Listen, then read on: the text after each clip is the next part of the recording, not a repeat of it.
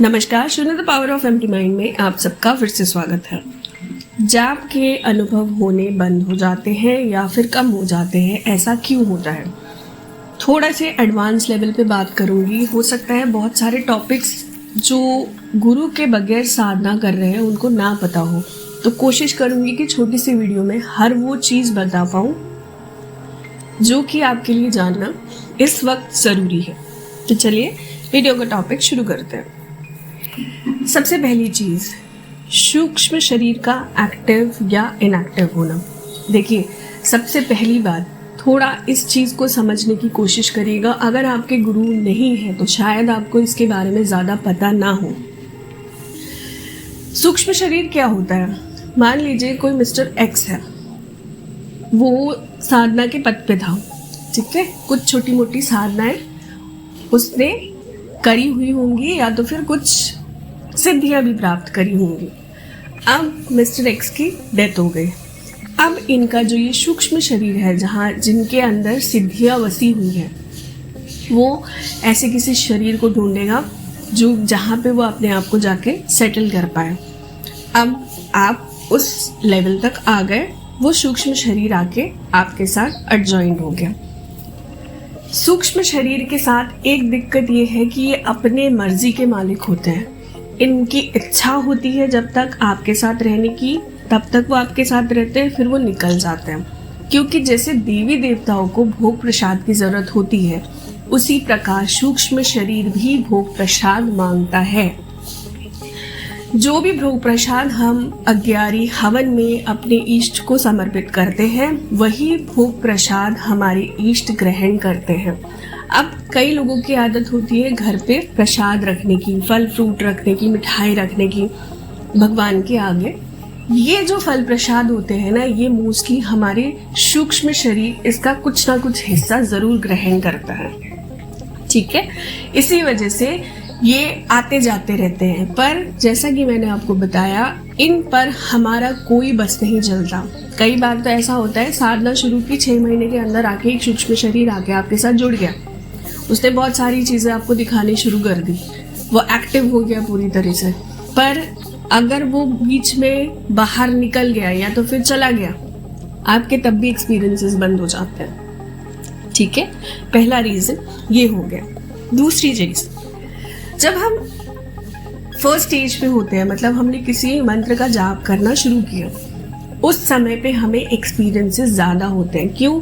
क्योंकि भगवान को हम तब अपनी तरफ पुकारते हैं, तो वो ना एकदम से आपकी पुकार सुन के दौड़े चले आते हैं। या फिर ये कह सकते हैं कि आपके साथ थोड़ी बहुत शरारत भी करते हैं, आपको थोड़ा बहुत लुभाते भी हैं कि भाई तू इस रास्ते पर चल, हम हैं। वो उस टाइम पे ना वो आपको कई सारे एक्सपीरियंसेस देना शुरू करते हैं। अब इस चीज़ को थोड़ा और गहराई से अगर हम समझें, एक माँ जो होती है, जब अपने गर्भ में एक बच्चे को जन्म देती है, मतलब गर्भ में रखती है, 9 महीने के टेन्योर में एक बच्चा माँ के साथ या माँ बच्चे के साथ कनेक्ट सिर्फ और सिर्फ एक एहसास से होता है। बच्चा बीच बीच में थोड़ा बहुत हिलता है या फिर थोड़ा बहुत लात मारता है, इससे माँ को समझ में आता है कि नहीं, मेरे अंदर मेरा बच्चा सेफ है। उसकी सांस को वो समझने की कोशिश करती है।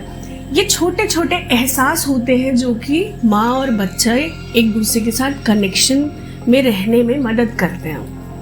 जब तक वो पूरी तरह से इस दुनिया में आकर अपनी आंखें नहीं खोलता, तब तक यही एक एहसास होता है जो माँ और बच्चे के बीच में बना हुआ रहता है। सेम यही चीज़ हमारे भगवान के साथ भी होता है।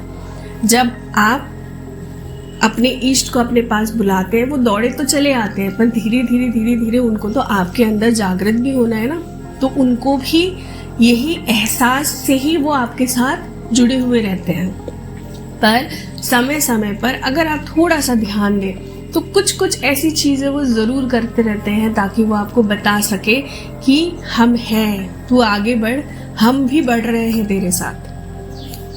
तीसरी चीज़, अब थोड़े से एक्सपीरियंसेस आपके बंद का जहाँ हुए, हम क्या करते हैं, भागते हैं तांत्रिकों के पास, ओझाओं के पास।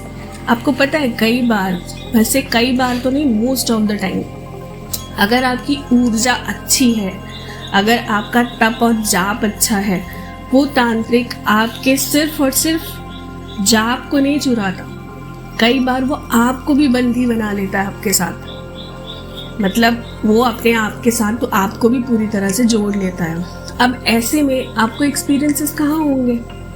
उल्टा आपके साथ और भी ज़्यादा चीज़ें ऐसी बढ़ जाती है जो कि आपको डरा देती है। ठीक है।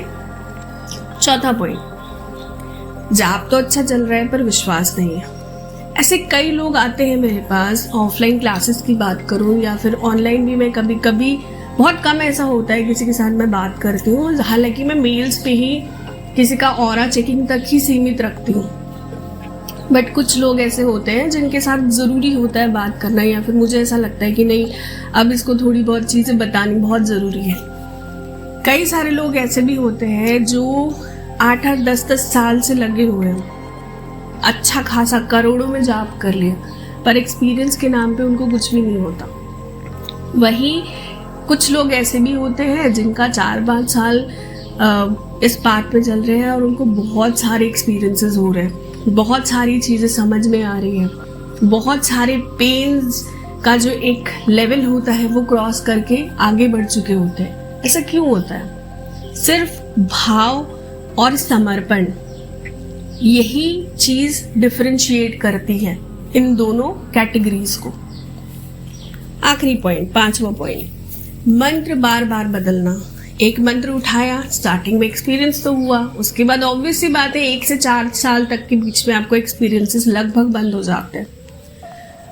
अब 6 महीने किया, फिर वो जाप छोड़ दिया, फिर दूसरा मंत्र उठाया, फिर वो 6-8 महीने किया, फिर वो जाप छोड़ दिया, फिर तीसरा मंत्र उठाया।